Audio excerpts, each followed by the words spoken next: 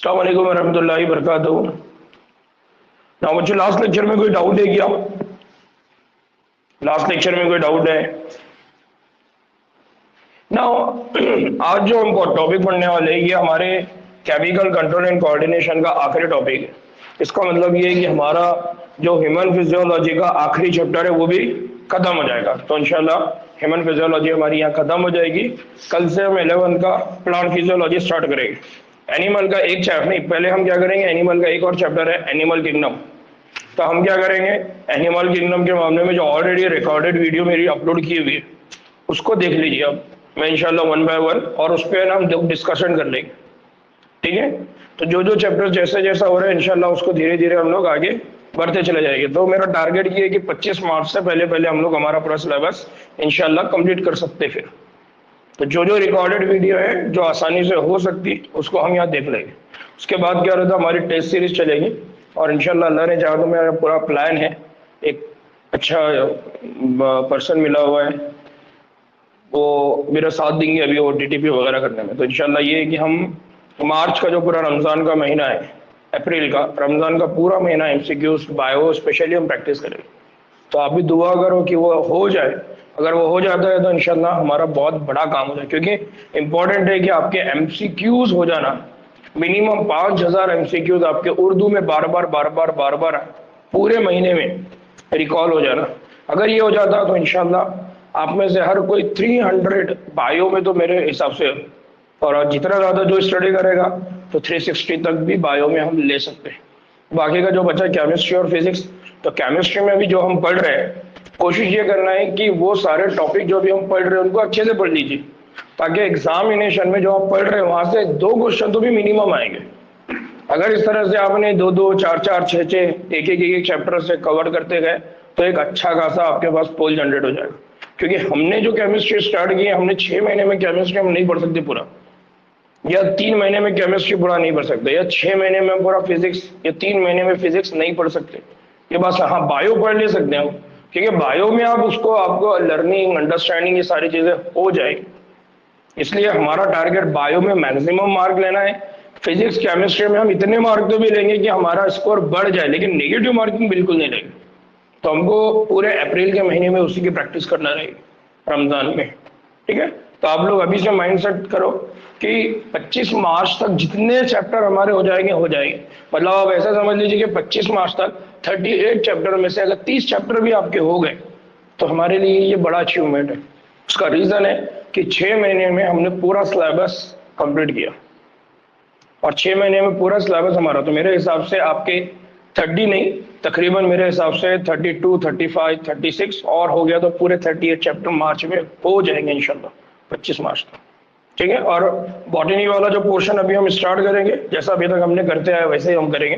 2 घंटे 3 घंटे का लेक्चर लेके इंशाल्लाह बॉटनी वाला पोर्शन भी हम पूरा कंप्लीट कर लेंगे, ठीक। नाउ आज हम बात कर रहे हैं हार्मोन के एक्शन का mechanism of hormone action. Mechanism of hormone action का मतलब क्या है? एक्शन का मतलब यहां पर हम क्या लेते हैं, फेल, यानी उसका काम, कि कोई भी हार्मोन अपना काम कैसा परफॉर्म करता है। तो उस हार्मोन के काम करने के पीछे जो मैकेनिज्म है, यानी किसकी बात हो रही है, उसके तरीक़ेकार की। किसके बात हो रही है?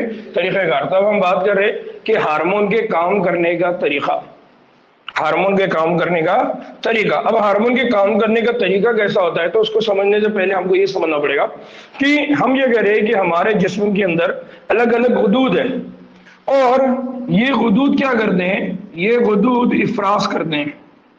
किसका इफराज करते हैं? तो हम कह रहे हैं कि ये जो इफराज करते हैं ये किसी कीमियाई मादे का करते हैं। किसका करते हैं? कीमियाई मादे का करते हैं, किसी केमिकल का करते हैं।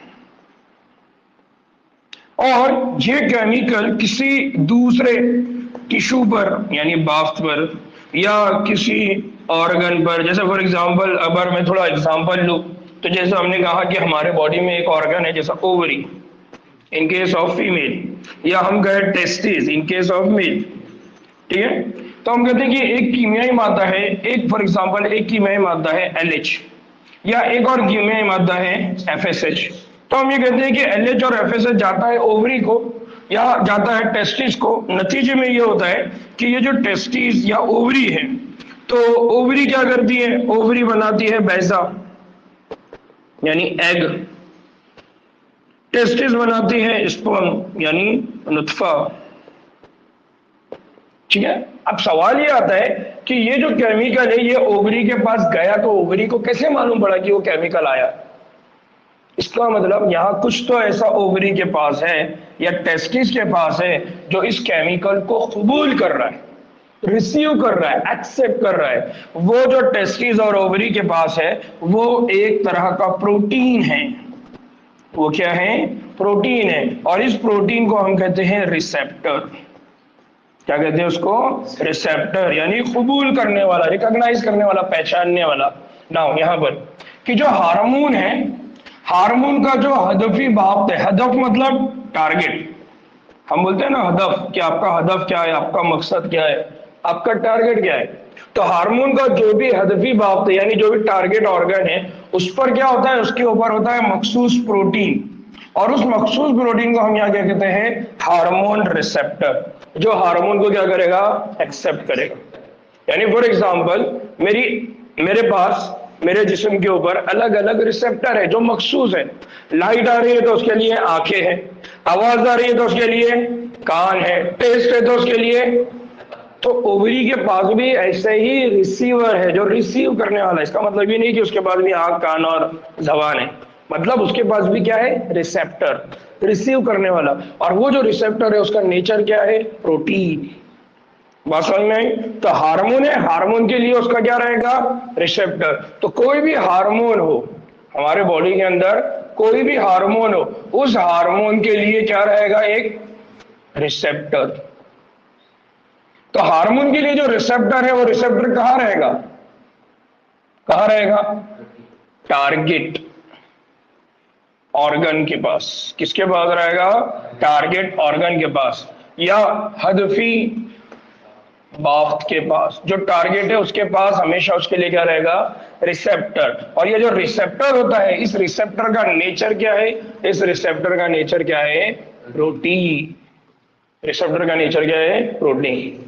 बात समझ में आई?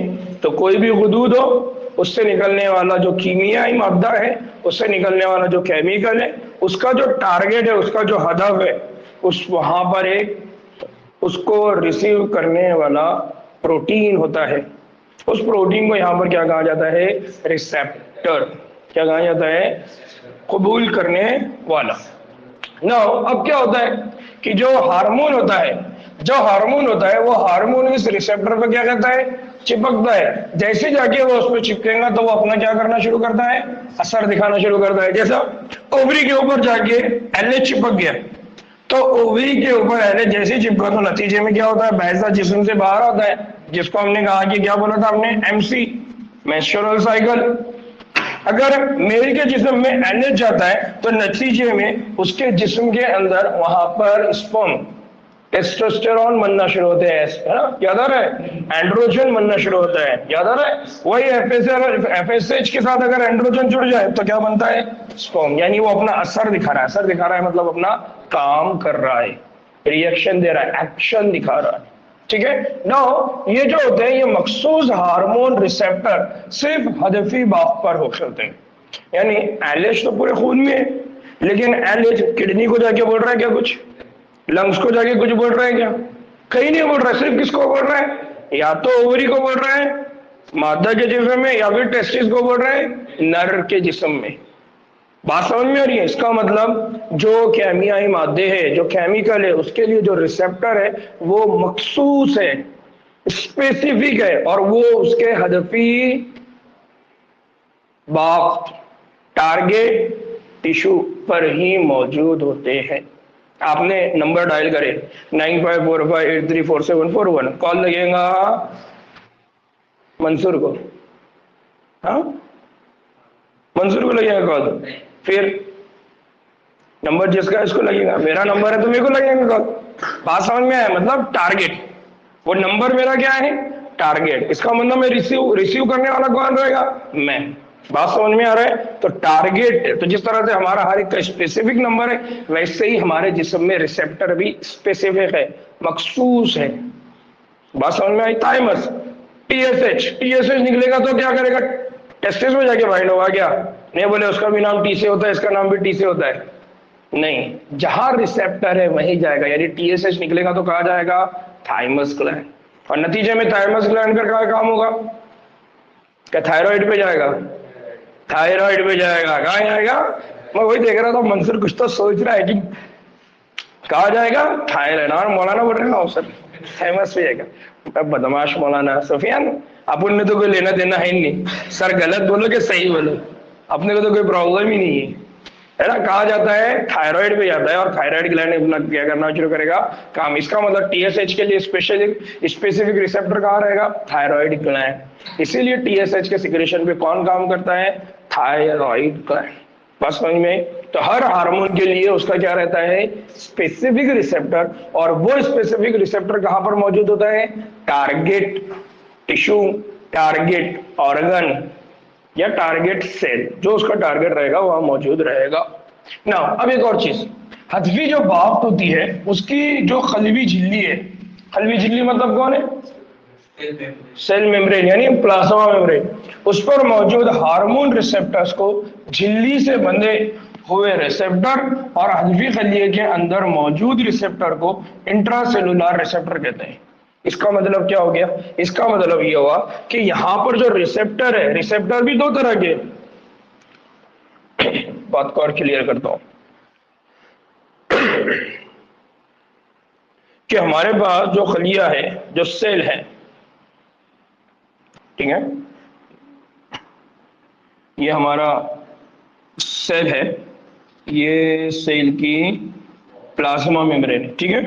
नाउ अब जो रिसेप्टर है, तो कुछ रिसेप्टर वो हो गए जो सेल की सरफेस पर है यानी खलवी झिल्ली पर है, और कुछ रिसेप्टर वो हो गए, फॉर एग्जांपल अगर कंसीडर करिए कि न्यूक्लियस है यानी डीएनए, तो कुछ रिसेप्टर वो हो गए जो सेल के अंदर मौजूद है, ठीक है। तो वो रिसेप्टर दो तरह के हो गए। रिसेप्टर यहां पर कितनी तरह के हो गए? दो तरह के। एक रिसेप्टर वो है जो खलवी झिल्ली पर मौजूद है। कहां पर मौजूद है? खलवी झिल्ली पर मौजूद है। और दूसरा वो है जो खलवी, क्या बोलते हैं उसको हम? साइटोप्लाज्म को क्या बोलते हैं? हाँ, क्या बोलते हैं उसको दूसरे अल्फाज में? हम तो साइटोप्लाज्म ही बोलते थे। साइटोप्लाज्म में मौजूद है। हाँ, नब्ज़े माया, बहुत अच्छा याद दिलाया, मेरे को भी याद नहीं आ रहा था।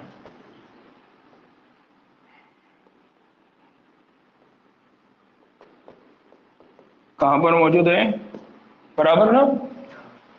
नब्ज़े माया, मग्ज, मीम वाला या नून वाला? मीम गैन वाला ना?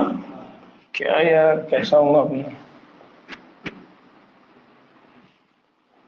अच्छा है, ठीक।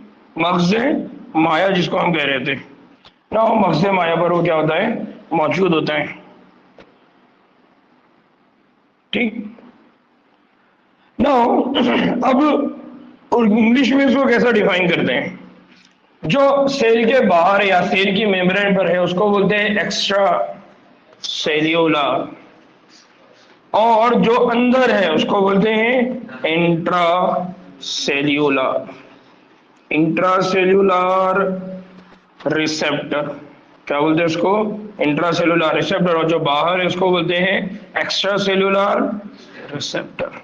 तो दो तरह के रिसेप्टर है, एक है एक्स्ट्रा सेल्यूलर और एक है इंट्रा सेल्यूलर रिसेप्टर। इसका मतलब यह है कि हार्मोन को रिसीव करने वाले दो तरह के रिसेप्टर है, एक खलवी झिल्ली पर है और एक कहां पर है? साइटोप्लाज्म यानी मग्ज़े माया के ऊपर मौजूद है। इसीलिए हम ये कह रहे हैं कि यहाँ पर दो तरह के रिसेप्टर है, जो खलवी झिल्ली पर मौजूद है, जो हार्मोन को कहाँ रिसीव करते हैं? खलवी झिल्ली के बाहर, उनको हम क्या बोलेंगे?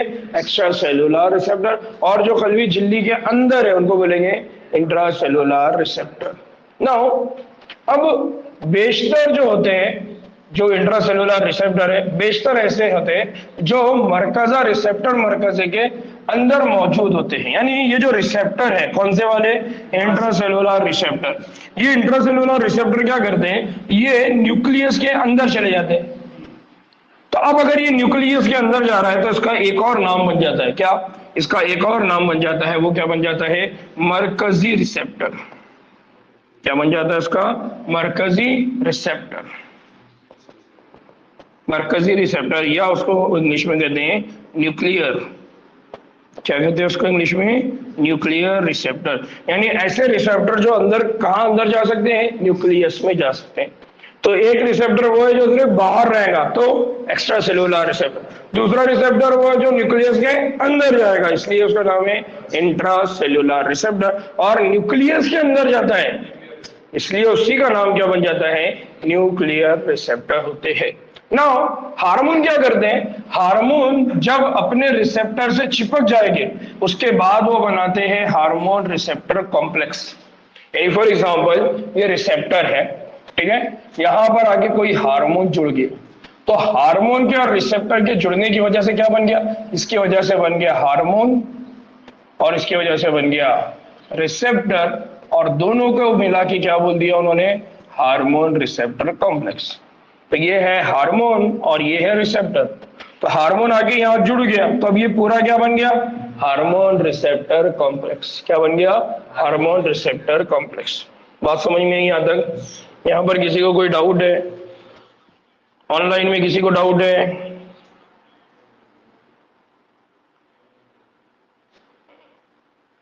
ठीक, तो यहां पर क्या होता है? हार्मोन रिसेप्टर कॉम्प्लेक्स बनता है। और इसी तरह से हम कह रहे हैं कि यहां पर दो तरह के रिसेप्टर है। नाउ अब एक और चीज है, क्या? कि जितने भी रिसेप्टर हैं, चाहे वो एक्स्ट्रा सेलुलर हो या इंटरसेलुलर, तो हर रिसेप्टर एक हार्मोन के लिए मखसूस होता है, लिहाजा रिसेप्टर मखसूस होते हैं। इसलिए मैंने पहले बोला कि रिसेप्टर, जो भी रिसेप्टर होगा, एवरी रिसेप्टर आर स्पेसिफिक। सारे के सारे रिसेप्टर क्या होंगे? स्पेसिफिक होंगे। सारे के सारे रिसेप्टर क्या होंगे? मखसूस होंगे। यानी एलएच के रिसेप्टर पे कभी भी एफएसएच नहीं जाएगा। बात समझ में आ रही है? एफएसएच के रिसेप्टर कभी भी थायराइड हार्मोन नहीं बाइंड होगा, तो हमेशा स्पेसिफिक रिसेप्टर पे हार्मोन जाके बाइंड होगा। इसीलिए हार्मोन रिसेप्टर कॉम्प्लेक्स के बनने से हदफी जो बाफ्त होती है, यानी जो टारगेट बाफ्त होती है, उसमें क्या होता है? तो उसमें कुछ हयातियाती कीमियाई तब्दीलियां वाक़ई होती है। क्या वाक़ई होती है उसमें? हयातियाती कीमियाई तब्दीलियां। तो अब क्या हो गया? जैसे रिसेप्टर है, इस रिसेप्टर पे आके कौन बाइंड हुआ? हार्मोन। नाउ इन दोनों के बाइंड होने की वजह से यहां पर अब क्या शुरू हो चुका है? एक काम, एक फेल चालू हो चुका है। और ये जो काम है और ये फेल है, ये अब उसके अंदर क्या लेकर आ रहा है? कुछ तब्दीलियां। जो तब्दीलियां हैं वो किस नौइयत की है? हयातियाती नौइयत की है। ये हयातियाती नौइयत की जो तब्दीलियां हैं, ये दो तरह की। हयातियाती नौइयत की जो तब्दीली है, ये दो तरह की। किस तरह की है? एक तो वो हदफी बाफ के कैसे करेगा? तहव्वुल में तब्दीली ला लेगा। एक जो तब्दीली आएंगी वो कहां पर आएंगी? तहव्वुल में। यानी किस में आएंगी? मेटाबॉलिज्म। किस में तब्दीली आएगी? मेटाबॉलिज्म। और इसी तरह से उज़्वयाती कामों को हार्मोन क्या करते हैं? रेगुलेट करते हैं। यानी एक जो दूसरी आएगी मेटाबॉलिज्म में, दूसरी जो तब्दीली आएगी वो आएगी फिजियोलॉजिकल। किस तरह की आएगी? फिजियोलॉजिकल तब्दीली। फिजियोलॉजिकल तब्दीली को आमतौर में यहां पर क्या बोला जाता है? उज़्वयाती। किस तरह की तब्दीली आ रही है? उज़्वयाती। अब ये उज़्वयाती तब्दीली का एग्जाम्पल कोई है क्या? जैसा हमने पढ़ा था, क्या पढ़ा था हमने? फॉर एग्जाम्पल यहाँ पर हम यहाँ एक एग्जाम्पल जो ले रहे हैं, ये जो एग्जाम्पल है इसको देखिए थोड़ा सा। ये जो एग्जाम्पल है, इस एग्जाम्पल में क्या है? ये है प्लाज्मा मेम्ब्रेन। क्या है? Plasma membrane. और ये जो प्लाज्मा मेम्ब्रेन है, जो खलवी झिल्ली है, ये देखिए यहाँ पर क्या लिखा हुआ है? ओवेरियन। यानी ये जो है ये ओवरी है, यानी ये ओवरी की एग्जाम्पल है। तो ओवरी के बाहर क्या है? खलवी झिल्ली। उस खलवी झिल्ली के ऊपर ये जो रिसेप्टर है, ये कौन सा रिसेप्टर है? एक्स्ट्रा सेलुलर है या इंट्रा सेलुलर है? Extra cellular. क्यों? प्लाज्मा झिल्ली पर है, यानी प्लाज्मा झिल्ली के ऊपर जो भी रहता है वो कौन रहता है? Extra cellular. ठीक है। नाउ अब यहाँ पर जो हार्मोन आने वाले हैं वो हार्मोन FSH है या फिर LH है। फॉर एग्जाम्पल यहाँ पर जो हार्मोन अगर बाइंड हुआ वो कौन है? FSH। FSH की वजह से यहाँ पर क्या हो रहा है? FSH की वजह से यहाँ पर सबसे पहला रद्द अमल हो रहा है, रद्द अमल हो रहा है। यानी क्या हो रहा है? रिएक्शन, या हम बोलेंगे उसको रिस्पॉन्स। किडनी के अंदर क्या हुआ? ये सॉरी ओवरी के अंदर रिस्पॉन्स शुरू हुआ। क्या रिस्पॉन्स हुआ? ये रिस्पॉन्स ये हुआ, पहला जो रिस्पॉन्स आया रिसेप्टर की वजह से, इस रिसेप्टर की वजह से यहाँ पहला रिस्पॉन्स आया। उसके अंदर ये हुआ कि ये जो फर्स्ट रिस्पॉन्स आया, उस फर्स्ट रिस्पॉन्स के बाद दूसरा रिस्पॉन्स आया, यानी पहला रिस्पॉन्स, फिर उसके बाद दूसरा रिस्पॉन्स, फिर उसके बाद तीसरा रिस्पॉन्स। तो फर्स्ट रिस्पॉन्स आया, बाद में दूसरा। अब जो दूसरा रिस्पॉन्स आया वो किस फॉर्म में आया? वो आया कैल्शियम, या वो किस शक्ल में आया? AMP। ये AMP जो है, ये AMP बेसिकली ये साइक्लिक MP है, ठीक है। तो यहां पर जो आया ये CAMP है। क्या है ये? CAMP, इसको बोला जाता है साइक्लिक AMP। तो यहां पर जो दूसरा पैगाम रसा निकला वो कौन निकला? CAMP, और साथ ही साथ उसके साथ क्या निकला? कैल्शियम। कौन निकला? कैल्शियम। नाउ इसकी वजह से क्या हुआ? इसकी वजह से हयाती कीमियाई रद्द अमल स्टार्ट हुआ। पहला हयाती कीमियाई रद्द अमल क्या है? मेटाबॉलिज्म। दूसरा क्या है? फिजियोलॉजिकल रद्द अमल। क्या फिजियोलॉजिकल रद्द अमल? ओवेरियन की नमो।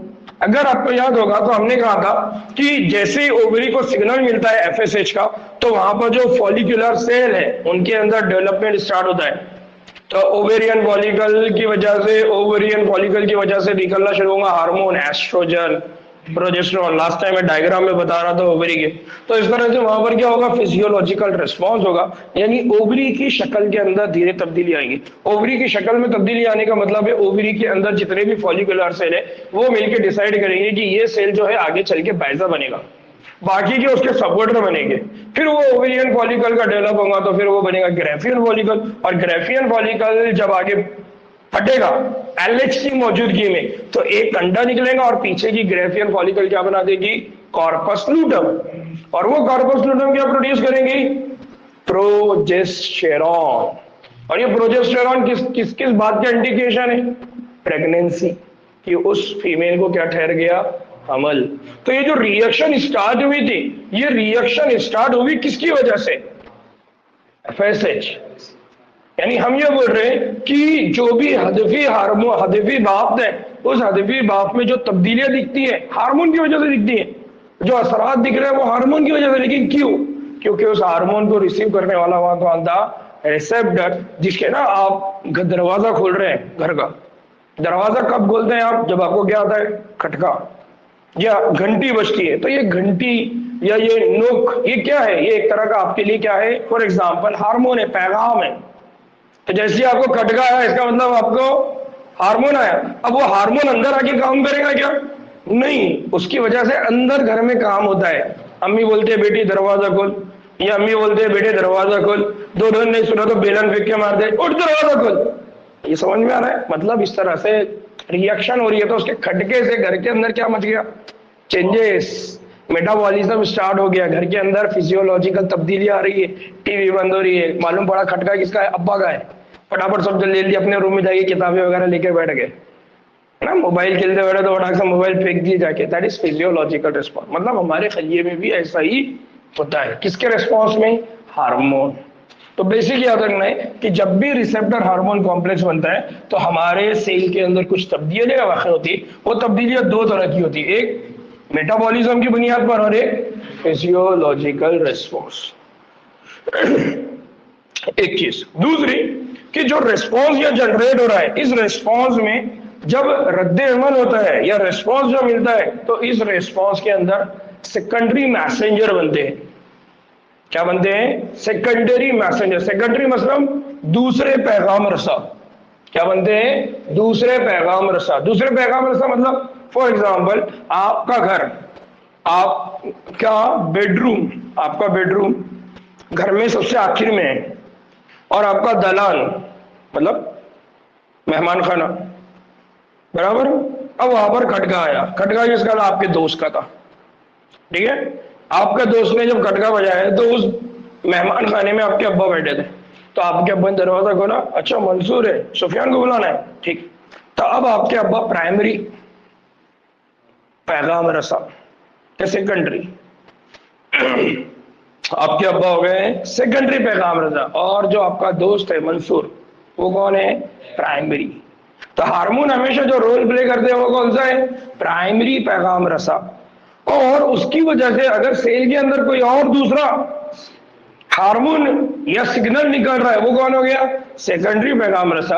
अब वो आएगा, आपके वालिद आएंगे और आपको बोलेंगे कि भाई बाहर मंसूर आया सुफियान ना, सुफियान वहां से उठेंगे और अपना काम करेंगे। तो जो मंसूर है यानी जो हार्मोन है वो कौन है, प्राइमरी। तो प्राइमरी रिस्पॉन्स जब भी मिलेगा, जब भी हार्मोन मिलेगा, तो सेल के अंदर क्या बनना शुरू हो जाएंगे, दूसरे पैगाम रसा, यानी क्या बनना शुरू हो जाएंगे, सेकेंडरी मैसेंजर। तो सेकेंडरी मैसेंजर यहाँ पर दो तरह के हैं जिनके नाम क्या है, CAMP एंड कैल्शियम। तो याद रखना है कि CAMP और कैल्शियम आयन को कहा जाता है सेकेंडरी मैसेंजर। क्या बोला जाता है इनको, सेकेंडरी मैसेंजर। तो याद रखना है कि जो साइक्लिक AMP है, कौन है, साइक्लिक AMP, और दूसरा कौन है, calcium, both are the secondary messenger, या हम उसको उर्दू में क्या बोलेंगे, दूसरे पैगाम रसा, ठीक है। और जो हार्मोन है वो हार्मोन खुद कौन है, प्राइमरी मैसेंजर। कौन है ये, प्राइमरी मैसेंजर, याद रहेगा। अब ये बेसिक बातें यहां पर नहीं है, लेकिन हमको इसको याद रखना है कि हार्मोन का काम क्या है, प्राइमरी मैसेंजर, और उसकी वजह से कलिये के अंदर जो पैगाम रसा, जो केमिकल बन रहे हैं, उनको हम क्या बोल रहे हैं, सेकेंडरी मैसेंजर या दूसरे पैगाम रसा। इसकी दो एग्जाम्पल है, एक कौन है, CAMP साइक्लिक AMP, और दूसरा कौन है, कैल्शियम, याद रहेगा। ऑनलाइन वालों को किसी को कोई प्रॉब्लम है, बात समझ में आई। CAMP का मतलब होता है cyclic AMP, adenine monophosphate, cyclic adenine monophosphate. जैसा हम कहते हैं ATP ADP, वैसा ये क्या है, AMP, यानी इसके पास कितने फॉस्फेट है, एक, क्योंकि क्या लिखा हुआ है, मोनो, क्या है ये, मोनो, यानी साइक्लिक एडिनाइन मोनोफॉस्फेट। जैसा हमने बोला था एडिनाइन ट्राइफॉस्फेट, एडिनाइन डाइफॉस्फेट, तो वैसा ये क्या है, एडिनाइन मोनो, और इसके आगे अगर सी आ जाए तो उसका मतलब है साइक्लिक, ठीक है। तो ये कौन सा रोल प्ले करता है, सेकेंडरी मैसेंजर, याद रहेगा। ये बहुत इंपॉर्टेंट है कि रिसेप्टर हार्मोन कॉम्प्लेक्स बनने की वजह से जो काम हमारे खलियों में होते हैं वो क्या होते हैं, तब्दीली की नोयत के होते हैं। किस तरह की तब्दीली, तहव्वुल में यानी मेटाबॉलिज्म में, और दूसरा क्या है, फिजियोलॉजिकल, उसकी शक्ल में तब्दीली आएगी। क्लियर यहाँ तक कंसेप्ट। यहाँ किसी को कोई डाउट है, फातिमा, दोनों फातिमा, शरीश, निकत,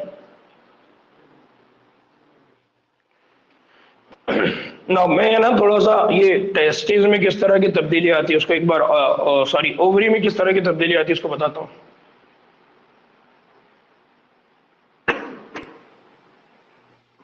ये है ना, हमने पढ़े थे नहीं।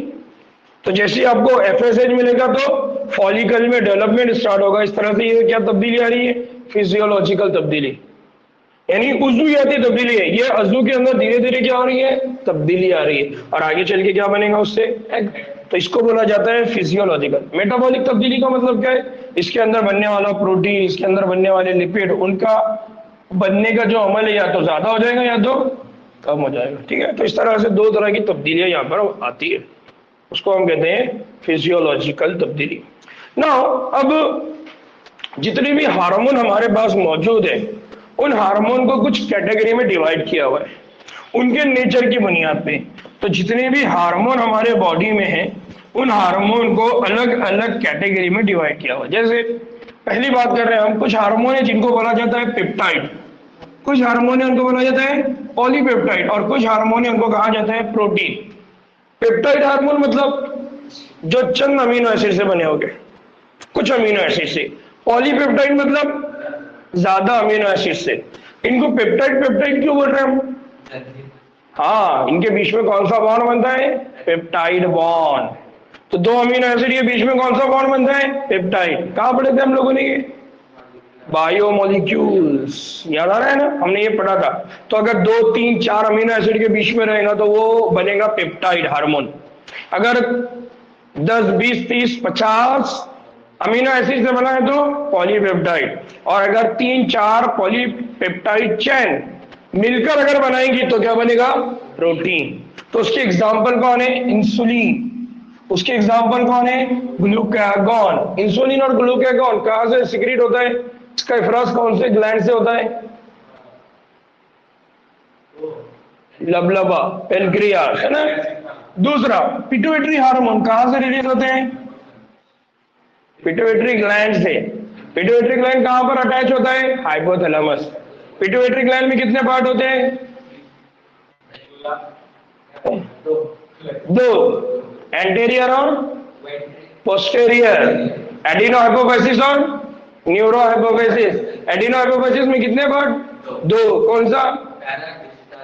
हाँ, बहुत बढ़िया। पैरा और पेरेस, पैरा पार्स डिस्टालिस, पार्स डिस्टालिस और पार्स इंटरमीडिया। और पोस्टेरियर में पार्स नर्वोसा। याद आ रहा है ना? इसी तरह से हाइपोथैलेमिक हार्मोन। हाइपोथैलेमिक हार्मोन कौन कौन है? नाम क्या है हाइपोथैलेमिक हार्मोन के? हाइपोथैलेमिक हार्मोन बोल रहा हूं मैं।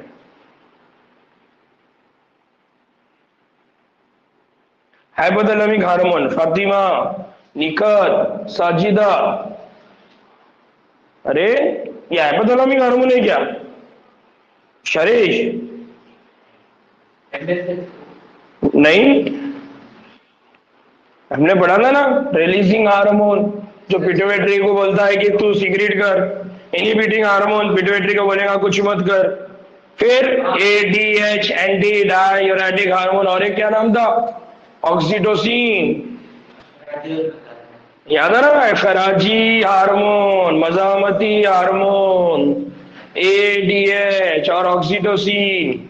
ऑक्सीटोसिन के हमने बताया था कि जब बेबी को बॉडी से बाहर आना होता है, दैट टाइम मदर की जो मादर है रहम है, जहां बेबी का डेवलपमेंट होता है, उसके अंदर कॉन्ट्रैक्शन रिलैक्सेशन स्टार्ट होता है, जिसकी वजह से बेबी जिस्म से बाहर आता है। याद आ रहा है?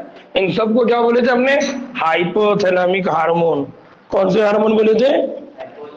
याद आ रहा है ना सुफियान? कुछ याद आ रहा है क्या?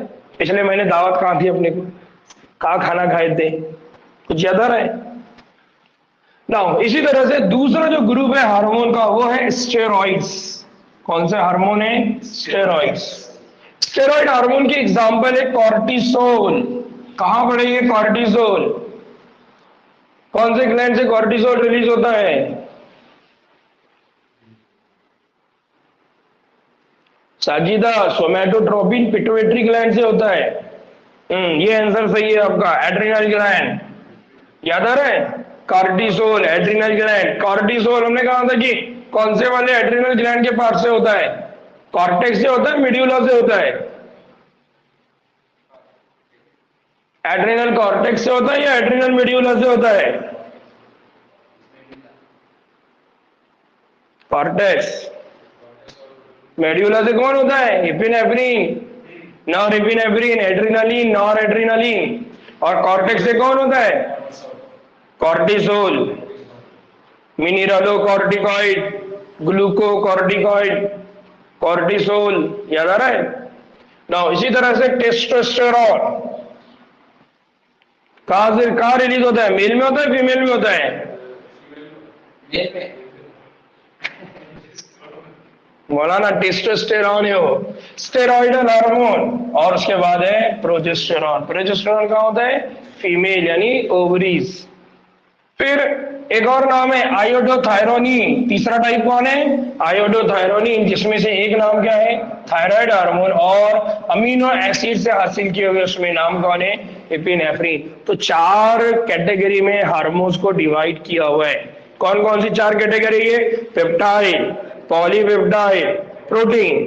फिर दूसरी कैटेगरी एस्टेरॉइड्स। तीसरी आयोडोथायरोनिन, कौन है ये? आयोडोथायरोनिन। और चौथा कौन है? अमाइनो एसिड से माखूज, अमाइनो एसिड से माखूज। ठीक है। नाउ ये इस तरह के 4 ग्रुप में हार्मोन्स को क्या किया गया है? डिवाइड किया गया है। यहां याद रहेगा। यहां पर किसी का कोई डाउट है? फातिमा, दोनों फातिमा, निखत, शरीश,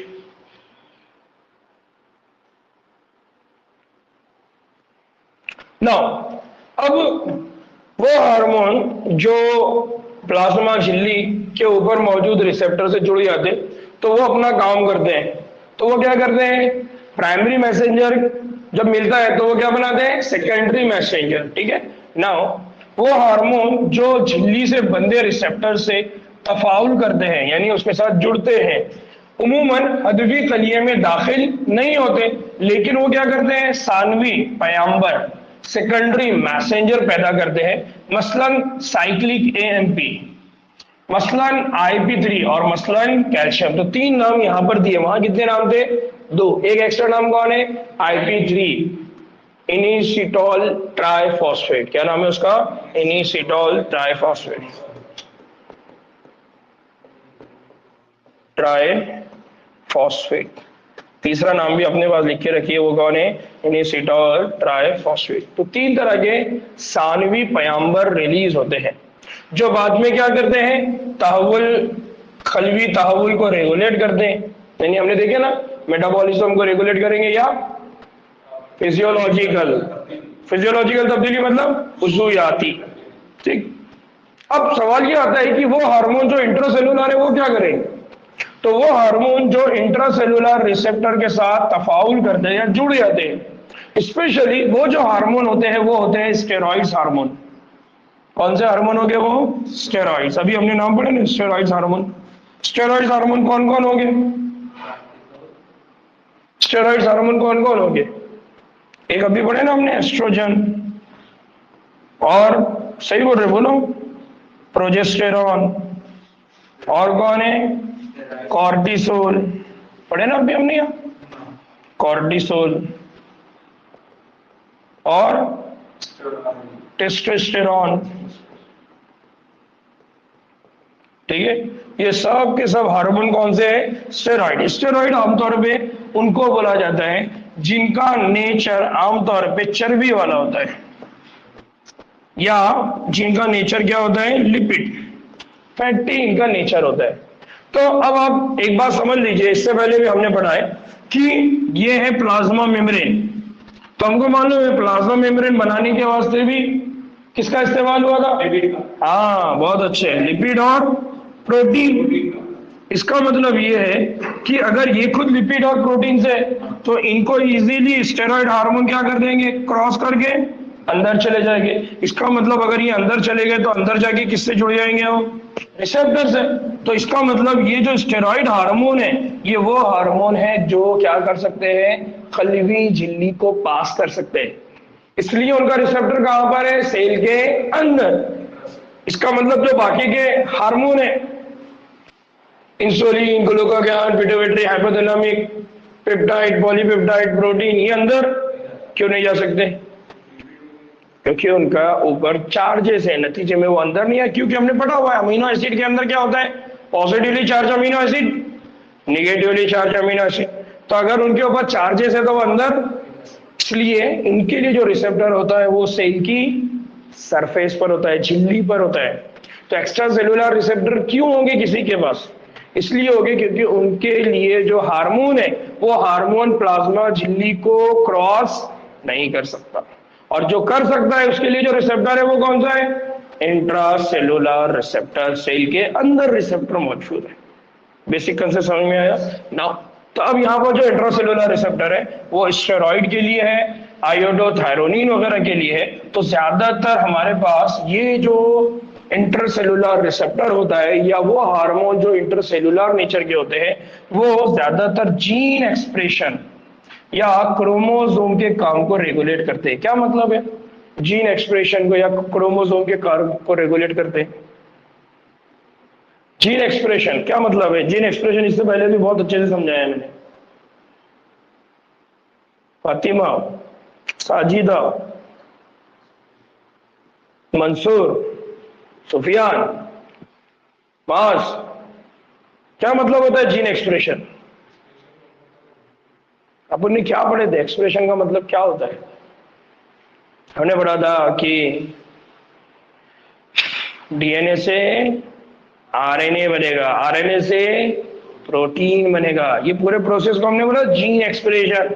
याद आ रहा है क्या? लैकोपेरॉन पढ़े थे हमने, याद आ रहा है नहीं आ रहा है? तो बेसिकली क्या होता है कि ये हार्मोन है, यहां देखो यह हार्मोन है। कौन सा हार्मोन है? Estrogen, steroid hormone. ये हार्मोन डायरेक्टली प्लाज्मा मेम्ब्रेन को पास करेगा, फिर न्यूक्लियस, यहां पर ये हार्मोन अंदर आया, इसके साथ एक रिसेप्टर जुड़ गया, ये रिसेप्टर ने उसको अंदर लेकर आया, that is receptor hormone complex. अब ये जो रिसेप्टर है ये डायरेक्ट आगे किससे जुड़ेगा? डीएनए। डीएनए से जैसे जुड़ेगा तो उसकी वजह से क्या बनेगा? यहाँ पर एमआरएनए, और एमआरएनए से क्या बनेगा? और ये प्रोटीन आगे चल के हमारे जिस्म में क्या करवाएगा? फिजियोलॉजिकल रेस्पॉन्स, फिजियोलॉजिकल तब्दीली। फॉर एग्जाम्पल यहाँ पर फिजियोलॉजिकल हो रही है, सेल में क्या हो रही है? तब्दीली। तो जिस भी फीमेल की बॉडी में एस्ट्रोजन निकलेगा, तो एस्ट्रोजन निकलने की वजह से हमने कहा था कि क्या होगा? उसके अंदर प्राइमरी सेक्स ऑर्गन्स, उसके अंदर सेकेंडरी सेक्सुअल कैरेक्टर, उसके जिस्म के अंदर तब्दीलियां होंगी फीमेल वाली। अगर इसकी जगह एस्ट्रोजन की जगह क्या रहता? एंड्रोजन, तो क्या होता? मर्दों वाली तब्दीली। तो क्या होगा? फिजियोलॉजिकल तब्दीली, दिखने वाली तब्दीली आएगी, दाढ़ी के बाल वगैरह, आवाज की पिच कम हो जाएगी, मोटी आवाज हो जाएगी, है ना? तो इस तरह के रिस्पॉन्स जनरेट होते हैं, तब्दीलियां आती है। उन तब्दीलियों को कहा जाता है उज़ूयाती तब्दीली। तो फीमेल के अंदर कुछ और अज़ू बनेगा, मेल के अंदर कुछ और अज़ू बनेगा।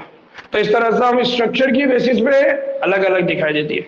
फीमेल को देखेंगे, किसी को देखेंगे तो आप बोल सकते हैं कि ये फीमेल है, किसी को देखेंगे तो आप बोल सकते हैं कि ये मेल है। तो ये जो तब्दीली आई, ये तब्दीली किस वजह से आई? डीएनए आरएनए वाले रिस्पॉन्स। तो डीएनए आरएनए बनने की वजह से आगे चल के प्रोटीन बनेगा। इसका मतलब ये है कि इंट्रासेलुलर जो रिसेप्टर होते हैं वो स्पेशली उन हार्मोन के लिए होते हैं जिनका डायरेक्ट लोकेशन डीएनए, वहां जाएंगे वो, और उसकी वजह से डीएनए के अंदर, जीनोम के अंदर तब्दीली होगी। क्या तब्दीली होगी? डीएनए का ट्रांसक्रिप्शन होगा। ट्रांसक्रिप्शन होगा तो एमआरएनए बनेगा। एमआरएनए बनेगा तो एमआरएनए का क्या होगा? ट्रांसलेशन होगा, यानी क्या बनेगा? प्रोटीन। और उस प्रोटीन की वजह से उसके अंदर, उस शख्स के अंदर क्या देखने को मिलेंगी? तब्दीलियां, एक्सप्रेशन, यानी उज़ूयाती तब्दीलियां। और उन्हीं उज़ूयाती तब्दीलियों को हम क्या करें? Physiological change. ठीक है? तो इस तरह से हमारे जिस्म के अंदर क्या होती है? हार्मोन की काम के असरात होते हैं, हार्मोन के काम के इफेक्ट्स होते हैं। अगर किसी के जिस्म में ग्रोथ हार्मोन निकल रहा है तो उसकी हाइट बढ़ेगी, दैट इज फिजियोलॉजिकल तब्दीली। किसी के बॉडी के अंदर अगर थायराइड हार्मोन बन रहा है तो थायराइड की वजह से होने वाली तब्दीलियां उसके जिस्म में दिखाई देगी। किसी के जिस्म में थाइमस काम कर रहा है तो थाइमस की वजह से उसका इम्यून सिस्टम मजबूत रहेगा, वो कभी बीमार नहीं होगा। किसी के जिस्म में पेनक्रियास काम कर रहा है तो उसके बॉडी में कभी भी शुगर नहीं होगी, उन्हें उसको कभी ज़्यादतीस।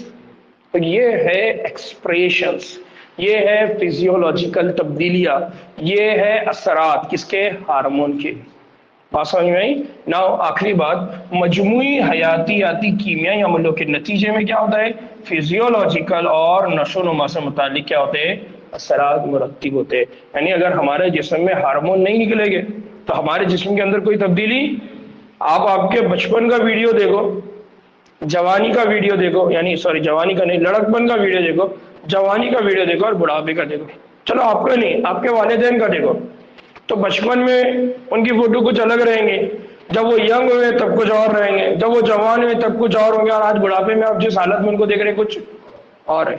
मेरी फोटो अगर देखेंगे तो तुम पहचानेंगे नहीं, बोलेंगे नहीं कि जावेद सर की फोटो है। क्यों? क्योंकि मेरी फिजियोलॉजी बचपन से आज में क्या है? बहुत बड़ी तब्दीली। ये तब्दीली क्यों आई? हार्मोन्स, मेरे जिस्म के जो हार्मोन है उनके वजह से मेरे अंदर क्या होते चले गई। सुफियान भाई को जब तुम डॉक्टर बनते हुए देखेंगे तो तुम पहचान नहीं सकेंगे कि सुफियान भाई है। सुफियान भाई को बोलना पड़ेगा कि आप सुफियान भाई है, आर यू सुफियान? आप बोलेगा no I am a doctor, I am not Sufiyan. वो सुफियान अलग था। अरे समझे? आवाज आ रही है मेरी?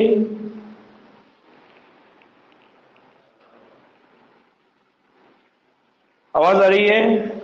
ठीक ना, बात तो समझ में आई? यहाँ पर किसी को कोई डाउट है ना? इस तरह से ये सबक हमारा यहाँ पर क्या होता है, कंप्लीट होता है। घर बैठ के इसको अच्छे से स्टडी करिए, समझिए, जहां जहां डाउट आ रहा है मेरे को बिल्कुल पूछिए। ठीक ठीक है ना? चलो मैं दूसरे वाले सब्जेक्ट के लिए दोबारा लिंक जनरेट कर रहा हूँ, फौरी ज्वाइन करिए। अस्सलाम वालेकुम रहमतुल्लाहि व बरकातहू।